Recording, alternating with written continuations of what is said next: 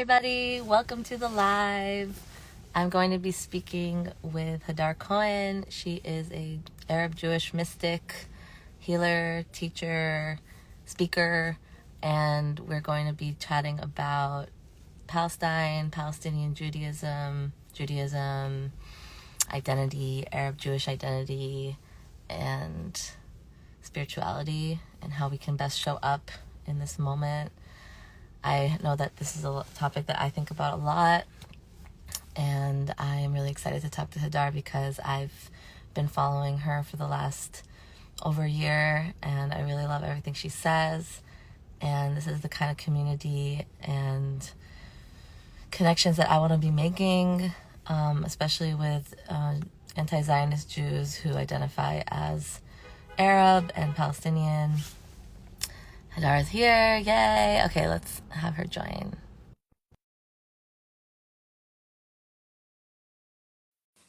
Okay, hello. Yes. Accept. Yay. Hello. Hello. Welcome to the live. Thank you. Can you hear me okay? Mm-hmm. Yes, can you hear me okay? Yeah. Great. I haven't done a live in a while, actually, so I'm excited to chat with you.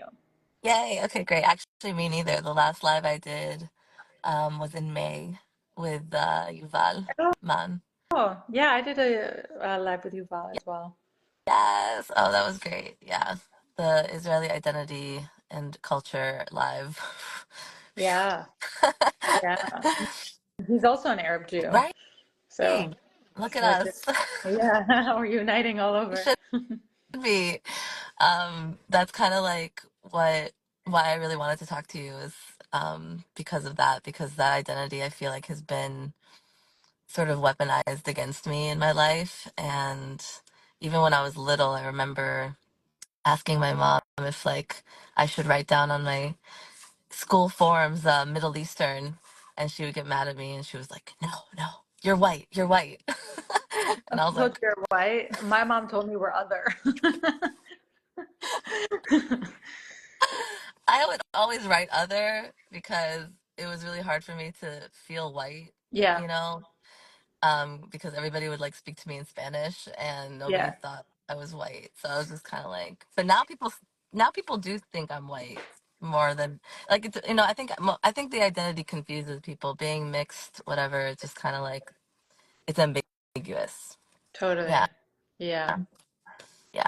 Well, I'm actually excited for this live because I want to learn more about you as well. So maybe do you want to just start by we can each share just a little bit about our lineage and where we come from. I know you also have deep roots in Palestine. Is it Jerusalem or? Yeah, Jerusalem and Tveria and Tiberias. Mhm. Mostly Tiberias, yeah, and Iraq as well, I Yeah, guess. Yeah, it's actually very interesting because my family has been very kind of like secretive, or not even secretive, they just don't talk about it. And only like really in the last few years have I been able to like get more information about my lineage. But on my mom's side, she was born in Jerusalem, and my grandmother was born in Jerusalem, and my great grandmother. I think they say it's like six generations. hmm, Um, and we tried to do a little family tree.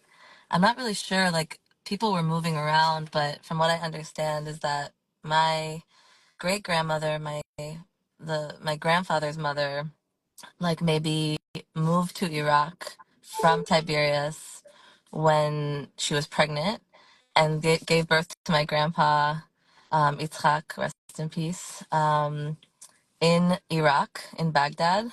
And then she moved back to Palestine like 3 years later with him. And this was around maybe like 1926, hmm. something like that. Yeah. So I remember like hearing this story and it kind of blowing my mind that they were just like traveling from Iraq to Palestine, like with a baby. Yeah, And I totally. was just like, what a different world. Yeah. Um, did you grow up like talking to them about it, or was it like how did you come into identifying as an Arab Jew or kind of understanding your roots? Yeah, I'm curious about that journey.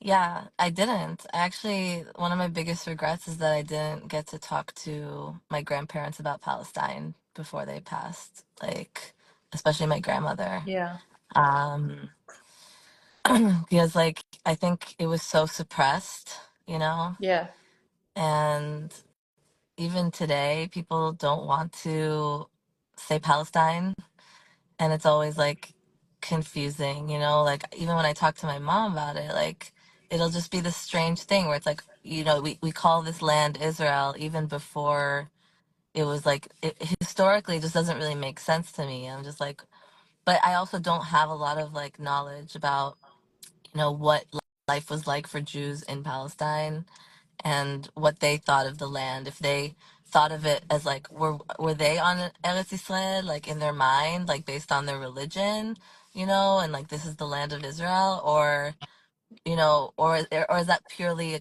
colonizing like idea that happened later? But I think Zionism also started in the 1800s, so like yeah, you know, people must have had those thoughts about the land before, but I just don't know. Like I've never had a conversation with my grandmother about it.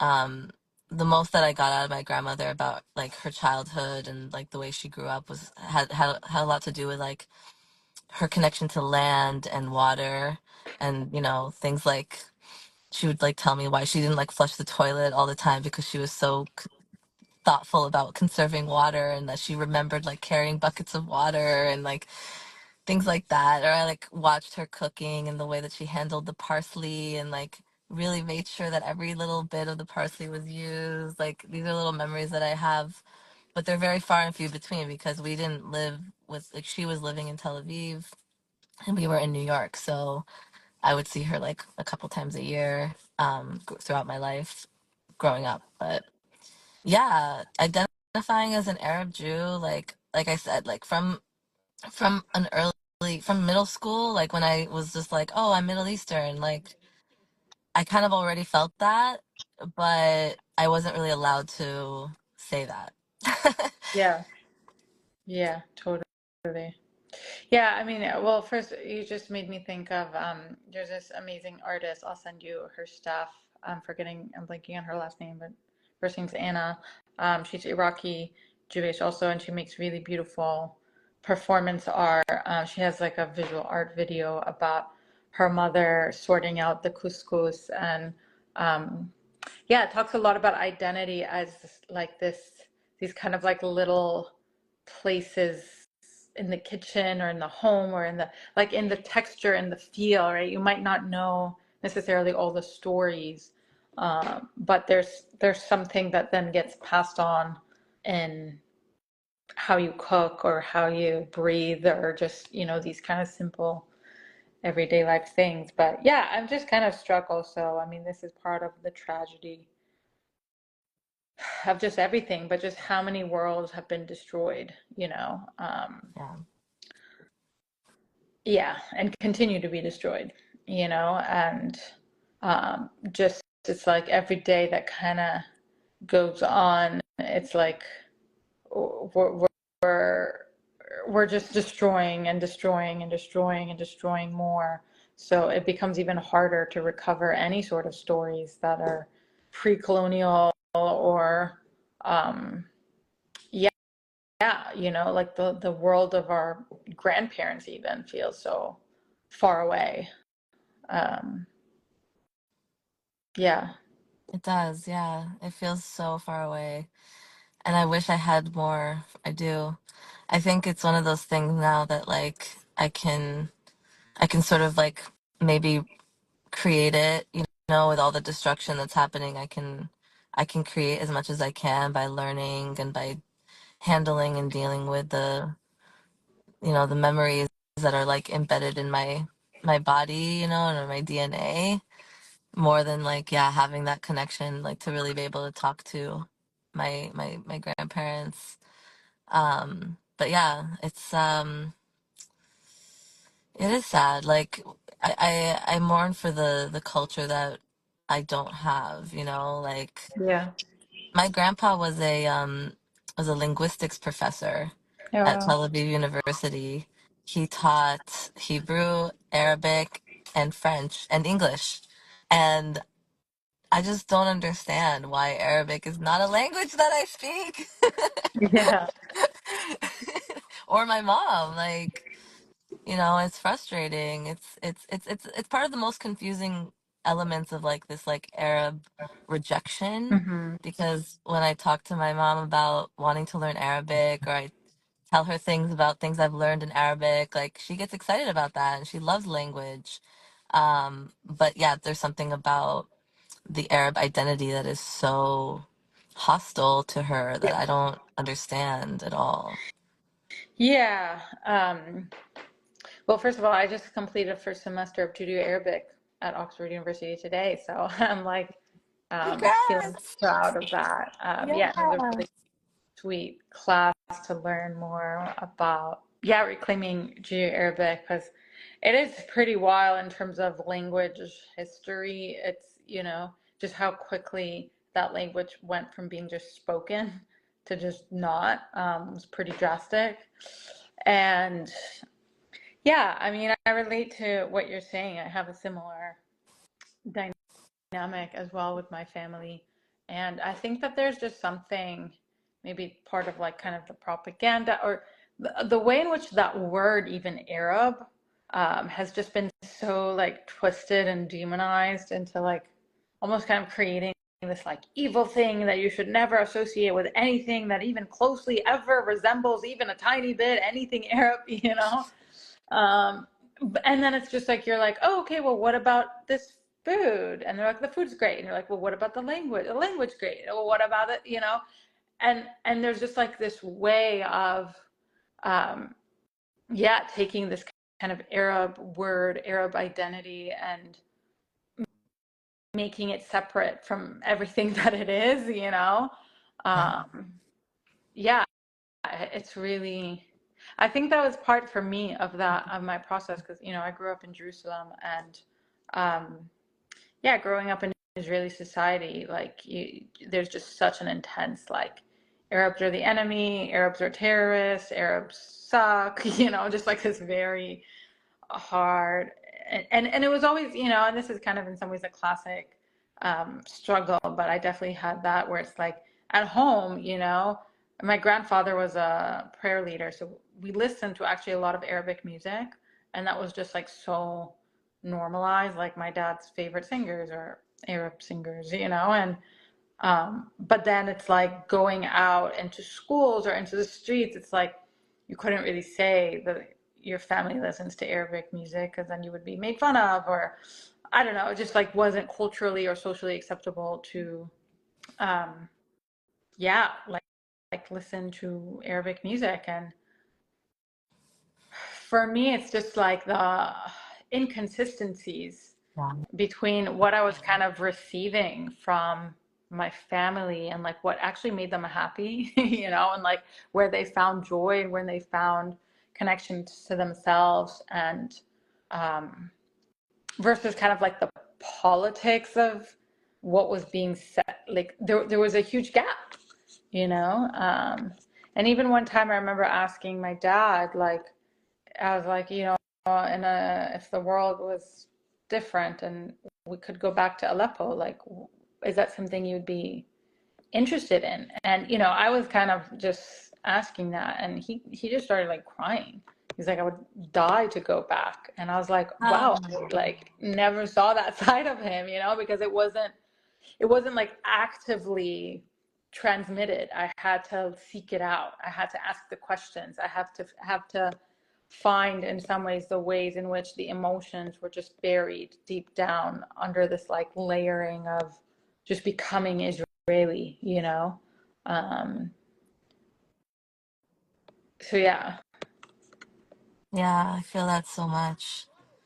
It's wild when our parents are like, I don't know.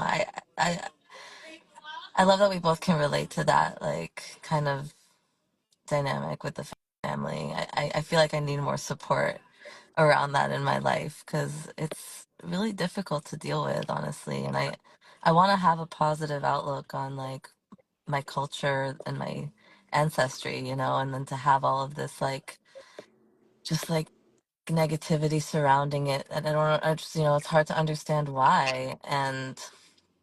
I and it's also hard for me to connect now with like Israeli identity, you Yeah. know, because I've always kind of, yeah, I mean, so you were saying you grew up in Jerusalem. Mhm. That's, yeah, that's amazing. Yeah, I want to hear more about like, yeah, your upbringing too, and like because I grew up in New York, but I also moved to Tel Aviv when I was 14, Mhm. and Your so I parents lived in Tel moved? Aviv. Yeah, me, my mom, and my sister moved to Tel Aviv, and I did basically high school there. And I was also drafted into the IOF when I was 18. So like because they start the process there when you're 16, I was there, and like they didn't differentiate me from any other Israeli citizen. Like I was just, you know, and my parents lived there, so it was just kind of like I tried to get out of it, and you know, I was terrified about going to jail, and I was sort of like everyone around me convinced me that it was a good thing to do, you Mm. know, and it was absolutely not a good thing to do. Like I after that experience I left Israel and I knew I was never going to live there again, Yeah. basically. Like I was just like no. Um and it's interesting because I think America is not that different, Yeah. and the only difference is that there's so many people here that we don't need to have a mandatory military service. We just, you know, have enough people who live in poverty that feel like the military is like, you know, the only way for them to build like a decent life and have community. And you know, there's enough people that just like enlist. Yeah. But in Israel it's mandatory, which already should be like a red flag, you know, for anybody who's like Yeah. thinking about whether or not a society is, you know, healthy. I feel like having a mandatory military is is a great sign that the society is not healthy. Mhm. Um, and yeah, I just being like, yeah, identifying right now I feel like the only reason I would ever identify as Israeli now is because is to like connect with other Israelis Yeah. and like give them a uh sort of entry point into, yeah, like loving and caring for Palestine and Palestinians, having like a place where they can like, you know, see an example of somebody who is Israeli, that and that's, I mean, that because that empowers me, you know, and I see other Israelis, people or Hebrew speakers, Jews that are like pro Palestine, like that is very empowering to me.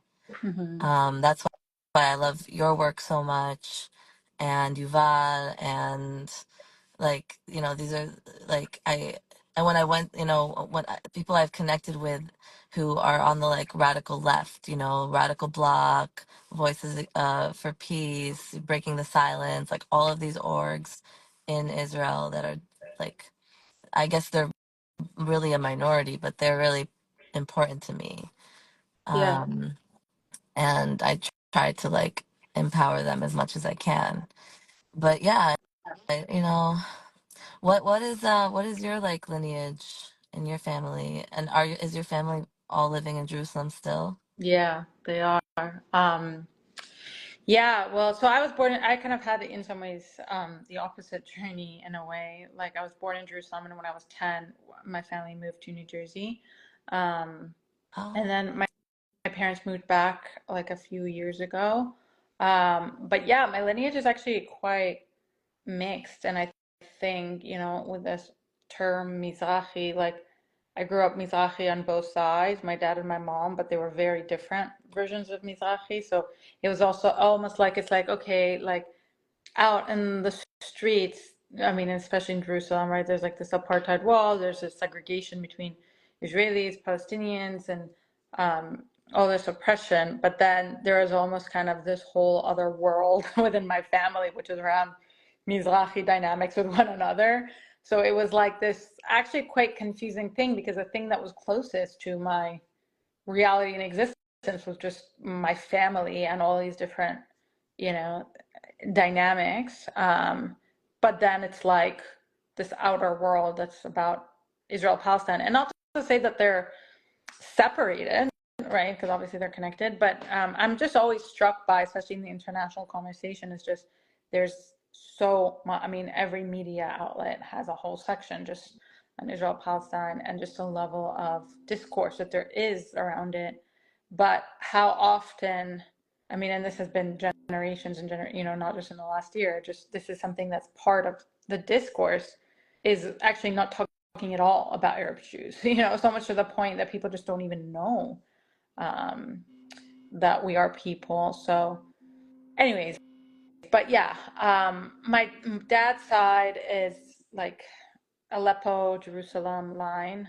So my great grandmother was born in Aleppo, and then she married a guy from Shiraz who was Persian, and they met when she was selling kube in the old city of Jerusalem.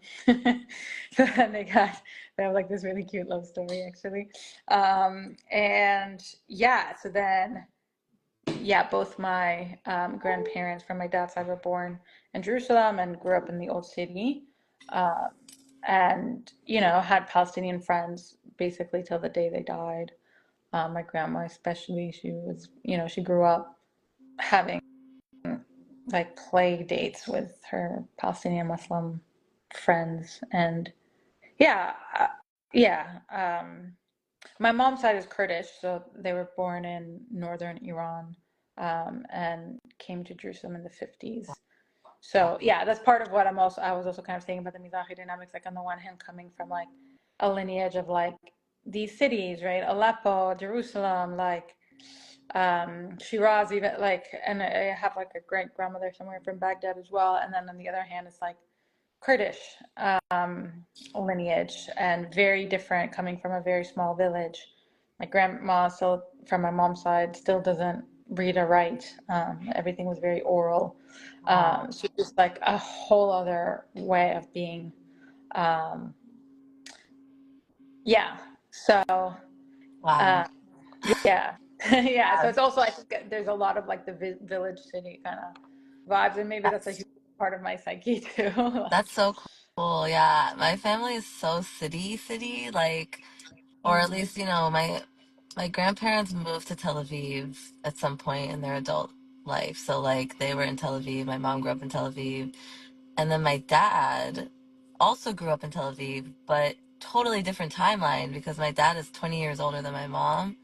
So he was born in 1939 mhm. in Poland and escaped the Holocaust as a baby, and like with my grandparents, and like they were the pretty much only surviving people of their family to make it to Palestine in 1942, um, after like being on the run in Europe for like 4 years basically. And it's just like that's the other part of my identity that is so like it's so weird. Like you know, whenever I see the kinds of comments where it's just like, "Oh, Israelis need to go back to Poland," it's like, I try not to take it personally because I'm just like, because I'm half Polish, and I'm just kind of like, I'm like, what do you mean go back to Poland? Like, what does that Yeah, even mean when yeah, like only 10% of Polish Jews survived the Holocaust? It's yeah. such a weird statement. Totally. I know, And and like Poland in particular, it's like one thing of like at least like Berlin, or something, but like more. yeah. No, it's just like the go back to. I feel like that sentiment is such a like, it's actually such a like, it feels like a colonizer sentiment, you Yeah, know? So I'm definitely. always weary when like the left sort of utilizes it to, you know, say things to like people who like to, and or as like a backlash to colonization. It just doesn't like, it doesn't sit right with me. Yeah, But it yeah, is interesting that like, I inhabit this like dual reality, and like sometimes I think my identity is so like it just has it all, when it comes to when it comes to this situation, like but I really, because of the city thing, like I really did miss out on this like indigenous connection to land and this like idea of being indigenous and connecting with soil, with the plants, with the food, with like growing your own food, with having a relationship to the trees and the animals. Like I didn't have any of that because I ended up growing up in New York City Yeah. in one of the most like industrial areas of Manhattan, which, you know, ended up turning into like a shopping center. But when I was growing up, it was like an arts and culture place because there was just like a lot of warehouses and like big lofts. And so people would just like have these galleries, like all these factories basically turned into galleries and then they turned into fashion stores, but not a lot of trees. Yeah, yeah, totally. And now my like whole mission in life is to like rebuild that lost connection Yeah. with the natural world, with trees. And when I see like Palestinians and how they connect with their like with the olive trees and with the things that grow in Palestine, like I don't know, I just feel a lot of like I feel a lot of like emotional connection to that now. Yeah. Now knowing what that means Yeah. and how important that is. Yeah. And then also how tragic it is that, you know, I don't know, just what's happening is so tragic on so many levels. Yeah. And all the destruction and all the bombs. Like I can't I really it's hard to handle. Like it always feels like I'm not doing enough, you know? Because it's like what is the purpose now? What is our purpose? Like do we try to wake people up so they see what we see? You know, we disrupt, we do all these things, but like yeah, really changing our society like requires so much.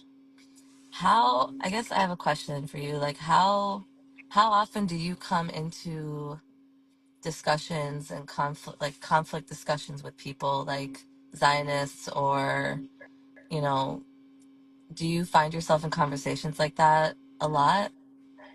Yeah. It's a good question. I wish I did more in a way, which I know sounds, but I think because I've been pretty politically active since my early 20s. So in some ways, people kind of just like already know what my politics are and where I stand. So either people are just like even too scared to like open up a conversation. Like, actually, that's something that I've been quite shocked at this year. Especially, with a lot of pro-Palestine Jewish accounts. It's like so classic to just receive so much hate messages like Jew hater or Nazi or whatever it is, all these horrible things. Taco, yeah, Yeah, trader. yeah, exactly. I actually get so little of that, which is kind of shocking to me. I think in the beginning, maybe years ago when I first started, I got more, but I don't think like maybe I got one or two messages like that this whole year, which is Wow. um, pretty strange. And I think, yeah, I don't know why that is. Maybe part of it is because I also teach Jewish mysticism and spirituality. So people, I don't know. I'm not saying that I necessarily want these things, but it's just something that has come up for me that I do feel like people like don't even actually like choose my profile to like engage with around these things. I don't know. And I think like because it's like I've been kind of outspoken in public about Palestine for a few years, it's like people just kind of know my positionality. So I don't get a lot of those conversations that I had maybe like 10 years ago when people were just like, let's explore two-state, like all these different ways. Um, so I think a lot of my conversations that I have, I mean, that's not to say that there aren't like obviously more nuanced conversation about politics, but they're mostly within an anti-Zionist frame. And I actually think about this quite a lot because my journey kind of took me out Hmm. of Jerusalem and into the US and then traveled a lot internationally. So my base has become quite international. And I, I've never really worked in Israeli society. I also got drafted, but I didn't go.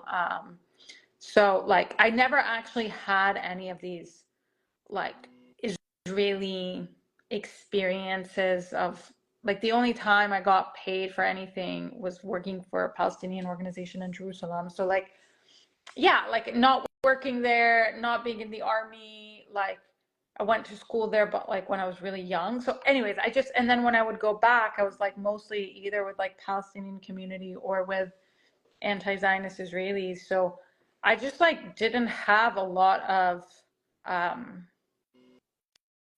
other than like through my family and just, interactions in the street, I didn't have a lot of just relationships to just the average Israeli who's, um, still very, yeah. And I think that I would just get, I don't know, and I'm kind of getting lost here, but it's just because a part, I guess I feel kind of conflicted sometimes because a part of me feels like, would my work be more politically valuable, let's say if my parents never left, Mm, and I just stayed there and focused on Mizrahi community and really, first of all, giving to Mizrahi community because I think Mizrahi Arab Jew, like, it's just a community that hasn't really been acknowledged, and there's a lot of pain in that. Um, but also, right, building political education there. So I think there's a part of me that feels kind of sad that hasn't that isn't, and now it's like, I still can, but now a lot of times also people see me as like, oh, American, and yeah. um, and I feel like now my power and purpose kind of comes more from the international community. Um, and then, with the American Jews, let's say, who are like super Zionist, it's really just hard for me to relate on any level because and this is something when I moved from Jerusalem to Jersey, like, and I went to a Jewish school. I just remember as a 10-year-old girl just being so shocked by like Yeah. the discourse of like Jerusalem is our homeland. I'm like, you've never been there. Like, it's actually mine, like, and it's, yeah, I think American Jewish Zionism feels very different from like Israeli Jewish Zionism in that it's just, I mean, they both have like this element of like fantasy and like psychotic, I don't know, but like the American one version feels like really just extreme, not paying attention to reality. Um, So delusional. I mean that's it does feel a lot like indoctrination because what in the world would cause somebody to move from the United States to go join the military yeah, in Israel? And there's so many American Jews that do that. yeah, And like I just don't understand like why would you want to be in a military? right, And like I just it's just yeah, so sad. Like yeah, it's like this pro soldier war mentality that I will just like never ever understand. And yeah, I do sometimes feel like, oh, I would be more effective being there and helping Palestinians on the ground. And I saw some people who are like, even like American Jews who are living in the West Bank just to be like sort of like a shield, yeah, and like documenting, and because they have like this privilege, like the soldiers treat them differently, right? So it's like for me to be like an Israeli woman and an American, I feel like I could do so much, like I could be so, but it's at the end of the day, like I don't know. I mean, I still might do that. I still might go and yeah. like like potentially live in the. I mean, my family would be like disown me for sure. Oh, no. Yeah. But Yeah, I mean, I think that's part of like the kind of Israeli anti-Zionist thing where it's like, okay, you sneak out from the family thing to go to the West Bank to protest and like, yeah, I've definitely been there of just like this kind of crossing all I mean, especially being there on the ground, it's just, it really is so out of control, everything that's happening and so violent, like so vicious and violent and yeah, it's a mix for me also because it's like I think when I'm there and doing some activist work, it's not to say that that work isn't crucial and important. It does feel very crucial and important. It also just feels so limited because it's just like, how are we as our bodies going to go up against this fucking military, And not to say that in the, like, for a long time, I was just like, that was kind of my view of like, okay, I'm in the US, let's organize and educate here.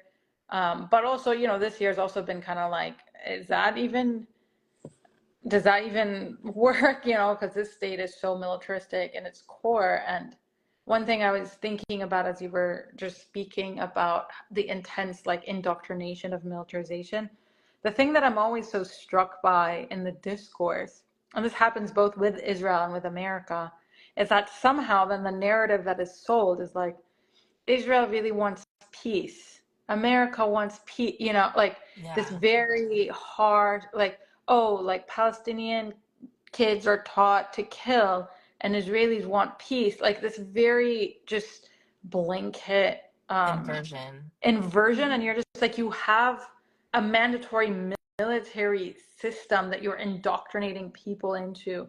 And somehow you see that as translating to Israel wants peace, like there's just such an inconsistency there. And, sadly, for the average person, whether they're Israeli or American or just a random human on this earth, that narrative is somehow bought into, right? They're just like, yeah, Israel wants peace and the Palestinians rejected it. Well, like it takes intellectual work to kind of start untangling that, which, I think has been happening. I mean, obviously, Palestinians have been educated people forever, but I think in the last couple of years, since 2021 and now this year, it's like that's finally reached like a breaking point in the world.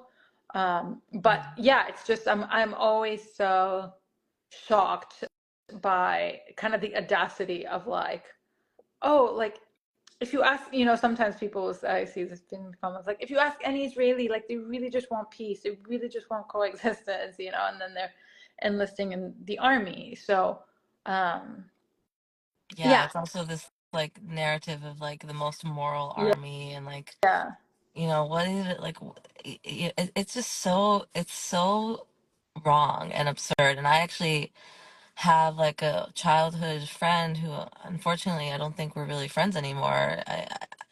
I've been meaning to like have a conversation with him, but it's just kind of like it's been a little hard for me to commit to that because so far the things that he's said to me, I just kind of like it takes me a long time to process how somebody could think that way about this, and yeah, like I don't know how I would be in a conversation with him. But like one of the things that he was saying to me, he works as like a psychologist. He moved to Israel from New York as well, and he's been talking to soldiers, and mm, somehow like from his perspective, and the one time that he talked to me, he was like, oh, this is propaganda, like these are just some bad apples, or like they're fooling around, or this and that. And I'm just like, yeah, why is this your perspective? What do you mean they're fooling around? Like they are being horrible and disgusting, and they're dehumanizing yeah, people, and like there's a and also this like this idea that like it's not a genocide, and that like calling it a genocide is somehow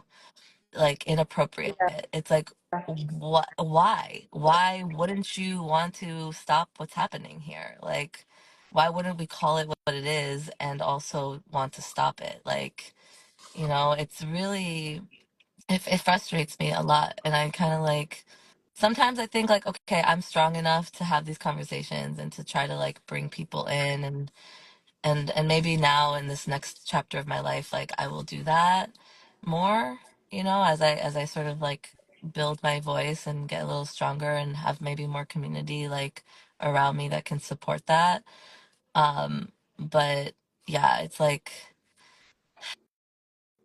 yeah, I don't know what part. I also feel like maybe sometimes it's helpful to maybe do some of this in Hebrew, mm, like I don't know. I you speak fluent Hebrew as yeah. well?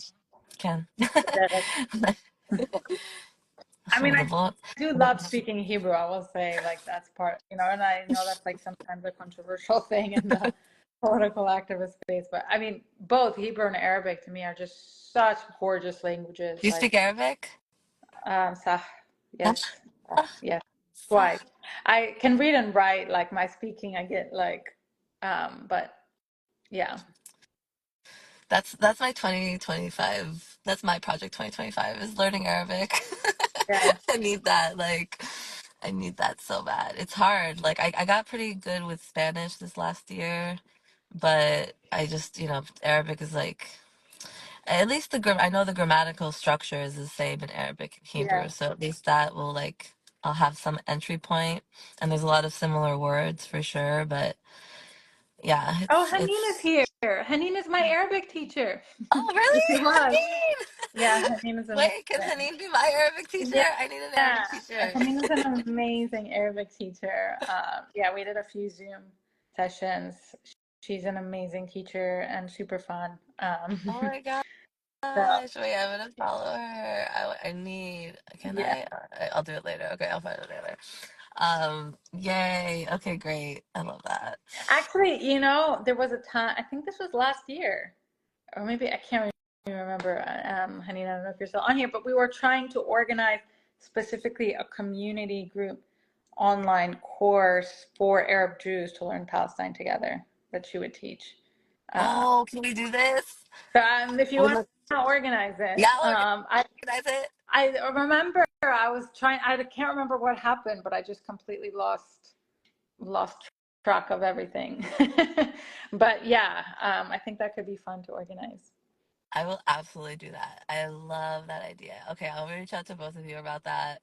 And I'm sure there's actually, I know a lot of people in my network that would want to join that. Yeah, totally. So that, Yeah. that would be very, very cool. Yeah. And we can like, yeah, we can like pool money together too, which is good, and support, you know, Haneen, and like, just something else as well. Like as we build, I love that. Yeah, that's good because I really it's hard to do things alone, and Yeah. having communities like is really important to me right now as well.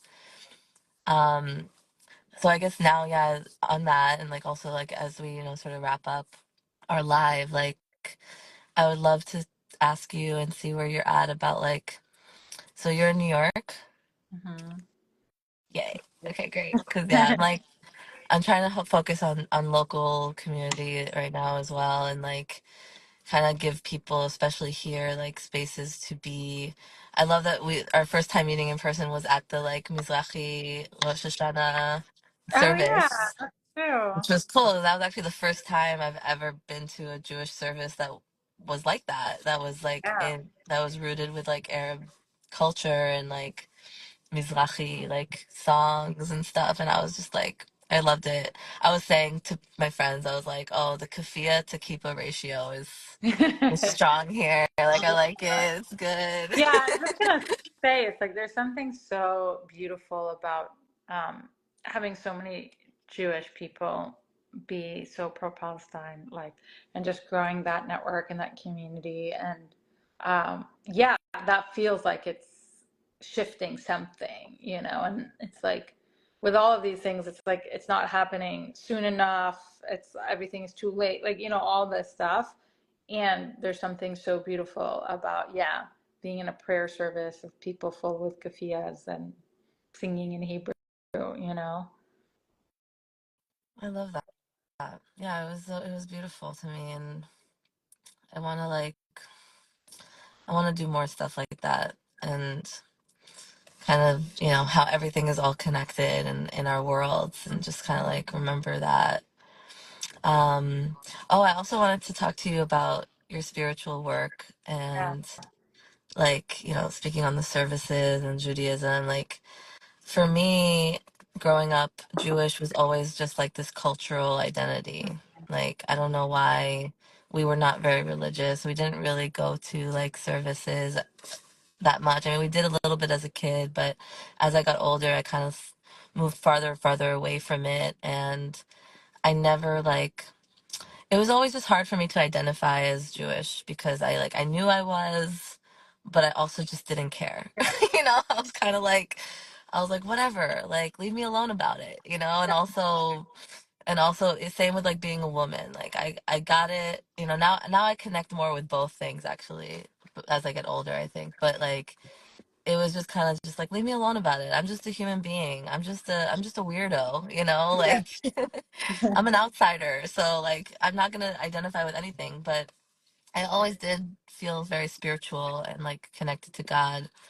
And I guess like how does that show up for you in this struggle, and like how does it keep you like kind of motivated and going forward? Yeah. Well, it's interesting. I was thinking of this as you were sharing about how you kind of grew up so city-like and kind of so disconnected from this notion of indigeneity and like relationship to land, and that kind of motivated you to do all this climate work and environmental work and restoration of, right relation with land. And yeah, I think for me, my journey is similar but different to that way where, growing up in Jerusalem, it was the contradiction between like, oh, this is, yeah, in some ways the city of God. This is the center of world religion. This is, everywhere you go, it's like Jesus prayed here, or there's so much depth spiritually there. But then like the practice of the state is, so you could say idolatrous or so violent, like so absolutely cannot be upholding any sort of divine law, um, so that inconsistency was something that I was, been wrestling with my entire life, that obviously led me to pro-Palestine, kind of rejection of the state and apartheid models, but it also kind of pushed me in this way of, really thinking about colonization and the impacts of colonization on the land and on the body. Part of it is that I think it just completely ruptures our relationship to spirit, which is oftentimes through land, right? We connect through our relationship to the land or to the moon or to these agricultural or just kind of the ways in which we find the material life force. We also find the spiritual aliveness. And when we're kind of cut from our lineage, when we're cut from our land, when we're cut from what came before us, from our own histories, like we're naturally also cut from spirit, because, and I think that this is a lot of my critique of kind of the new age spiritual world where people are just like, well, let's just do psychedelics and I'll just find God now. And, but it's a bit like, we're living in such a violent world where there's just so much harm. And part of being spiritual is also being present to that, and and putting that kind of desire to transform. It's like, and what does that mean to just be spiritual and just let the world die? It makes no sense, because I think when we're alive to spirit, we're also alive to the ways in which spirit becomes like, the use of spirit becomes twisted. And I get this a lot, especially around religion, where people are like, I don't want to study religion because of the harm that religion has done to the world, and whether it's imperialism or like it's all done through religion. So, and for me, my stance has been, actually that's like dafka, like this is exactly why we should go Yeah. deeper into religion, because and it's a kind of a similar thing, especially with Judaism, right? Like, and this gap that is oftentimes between American Jews who tend to be highly assimilated and not know much about Judaism versus, the Israeli state that's like coming and saying like, this is what Hanukkah is about, and this is what, and then it becomes really genocidal. And so long as we don't have another answer, it's actually quite easy for that to become the Judaism. And I think that's part of kind of the fight for me, is to be like, no, I don't consent to my Judaism being used in this way. And I actually do want to invest in my Judaism as a channel to life and as a channel to connection and as a channel to reality. Really it's reality. Like, I teach a lot about God, and I have a mystical school which is called Malchut, Yes. just malchut.one, which is named after my grandma whose name was Malka. Um, and yeah, we could talk about all this Kabbalistic aspects of Malchut, but it's kind of the divine feminine aspect. And yeah, the main program that I do is called God Fellowship, which basically builds a community and helps people cultivate like a personal relationship to God in a lived way. How they engage with life is the blueprint for how their spiritual path. The spiritual path is not like outside of it. It's not like something I do here and then I return to the world. Like, Yeah. what's happening in the world is the spirit of it. So yeah, that's been a lot of my my personal path is also, you know, growing up in a place that was so oppressive and violent, and people are stuck in narrative and propaganda and this and that, and you know, trapped really in these psychotic states, really, you could say. Um, I was constantly asking this question of like, well, what's the path out? And Mm-hmm. you know, I joined activist struggles like at a young age, and it also felt like that was limited because we could never generate enough power, you know, on some level to really change things. A lot of people started getting burnt out, and also like a lot of relational conflict ensued where people started getting mean or jealous, or you know, started targeting people, and then the same system that we're fighting against then we're replicating. So anyways, I think through, and that's not to say that I abandoned activism, I'm still very much in that world, but just seeing all these dynamics made me ask deeper questions of like, what is true liberation?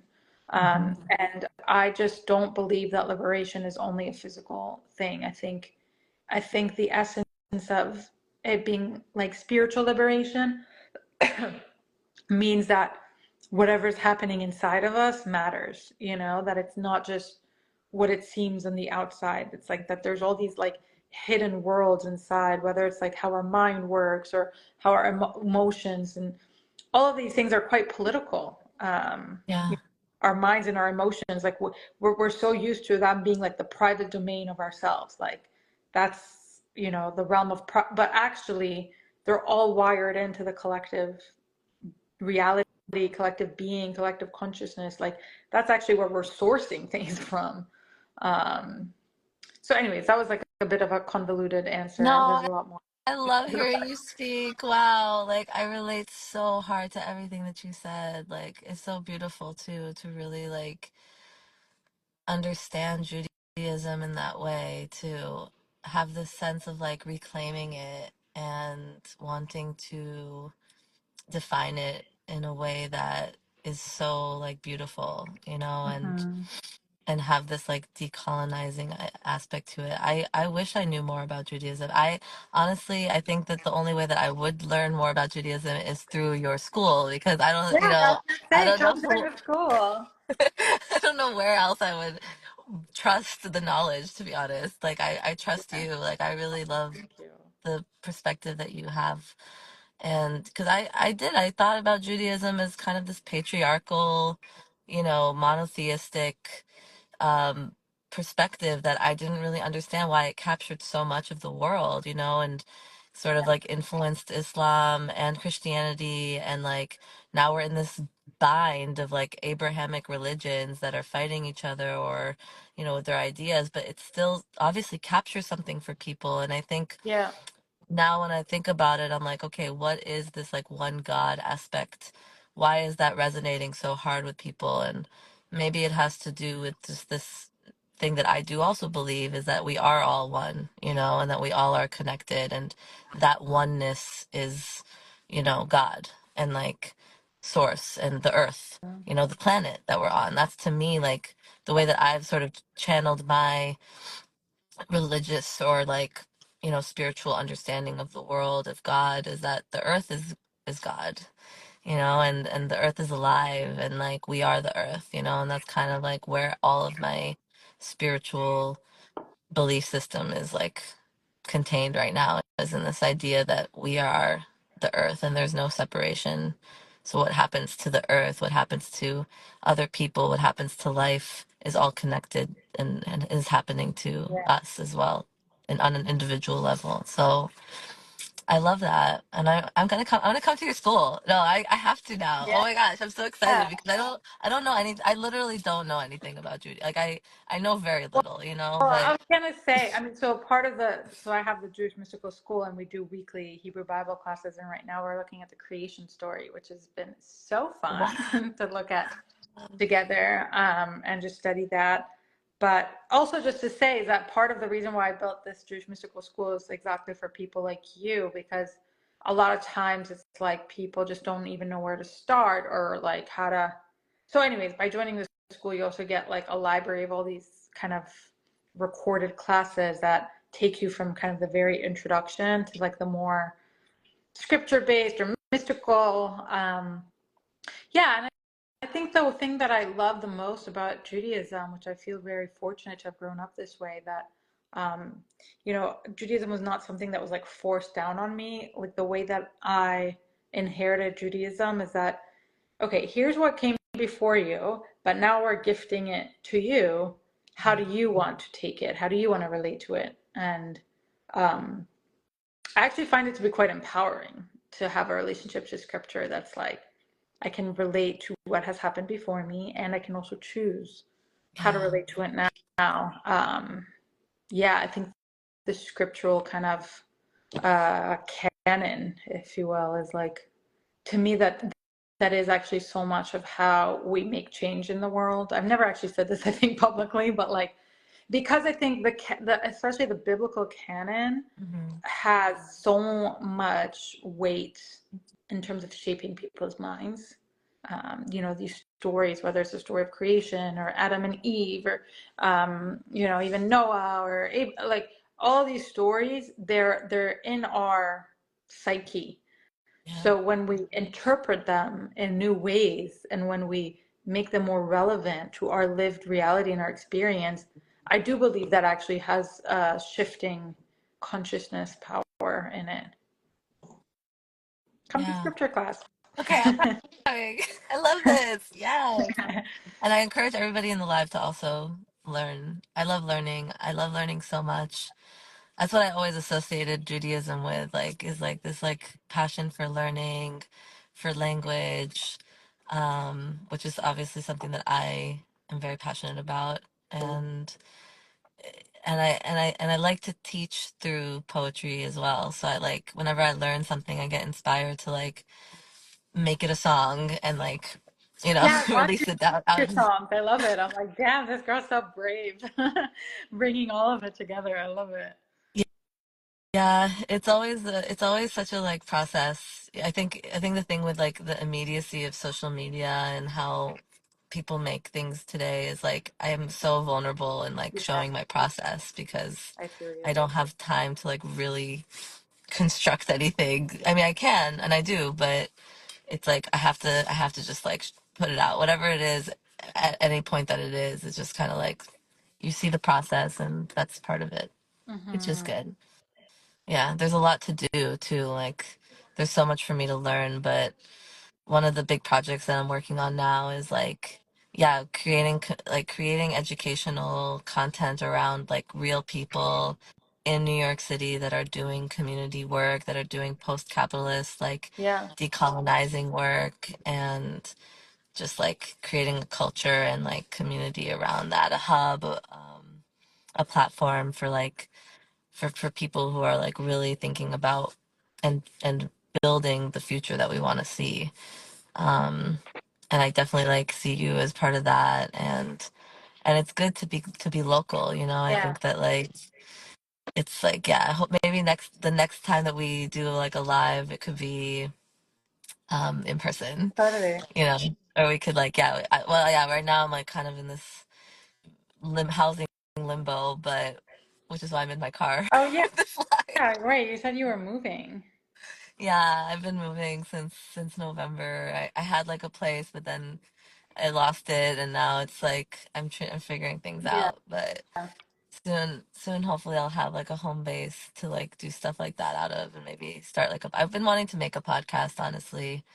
Um, Yeah, I was gonna say I have a podcast, so if you ever wanna, it's called Hadar's Web, and it's community oh, conversations about spirituality and politics and art and healing. So if you ever wanted to come on the podcast, and we could do that in person as well. So yes, I would love to come on the podcast. Let's definitely do that. Yeah, is there anything else that you want to plug for people to? We have the Malchut school, yeah, which is awesome. Podcast. Anything else you want people to know yeah. about? Well, so I mean, if people are interested in the God work, the deep, hard God work, I do have a 3-week class that's starting this Sunday. It's called A Glimpse of God, which I love that title. But like for people who are interested in glimpsing what it means to have a relationship to God, um, you're welcome. It's all sliding scale, and if finances are ever an issue, for any of my offerings really. Yeah, I have like scholarships or work trade stuff. So yeah, if you're curious to learn more about spirituality, come join. Yay! That's awesome. I love And that. hopefully also to do more things in person in New York. So Yeah. we'll have you over for Shabbat sometime as well.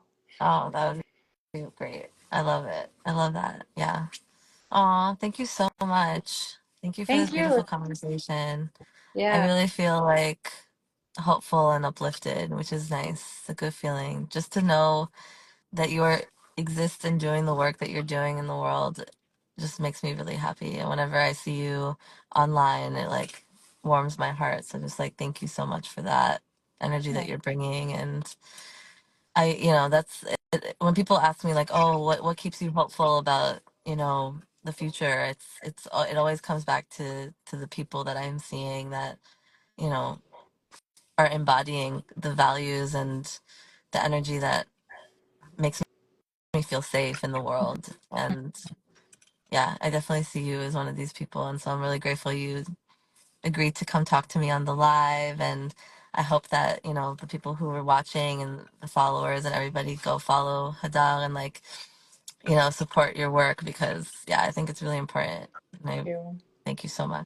Thank thank you. Thank you for the invitation. This was so beautiful. I feel like we just scratched the surface, but I think so hope too. Yeah, it feels like there's more. There's so much more to talk about. So many things came up for me actually. Like, speaking of decolonization, like I'm thinking a lot about just like, and this could be for our next talk, but like decolonizing beauty standards and like Mhm. having this like Arab identity that I wasn't allowed to Yeah, have, but like being very hairy, yeah, growing up and like body hair and just like eyebrows and just like things that don't get talked about in my family even, yeah, but such a big place for healing where like learning about that part of like the diversity of our bodies and our cultures, like, and for how sure. that was like you know made to be feel like to be shamed for it. Like I was like, nah, fuck, like I'm so about like dismantling all of that. And I wonder if like we probably would relate on some of those. Yeah, I mean, I grew up straightening my hair, which is like horrifying. Yeah. It's horrifying for me to think about now because I'm like, curls are fucking amazing.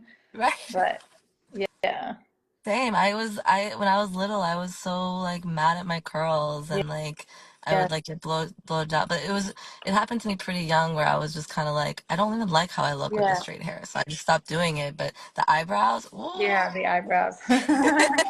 took me a long time, but now it's fun. It's fun to like play with hair and like have your looks or whatever. But Yeah, it is something to think about when it's like when I saw it with my mom. That's like where it's like I'm just like, oh, if she grew up in a society that didn't tell her that these things were ugly, like it would just be a different reality for her. And like that's what I want for the future too. Like I think a lot about the kids, reaching teenagers, reaching young girls and like yeah, and boys too, just to like talk to them about like how they're experiencing reality right now and you know building that kind of like new mentality of like just honoring who you are. And I love that. And I just I just yeah I just like yeah like you said, scratching the surface because it is all connected. And we're dealing with such really intense heavy things.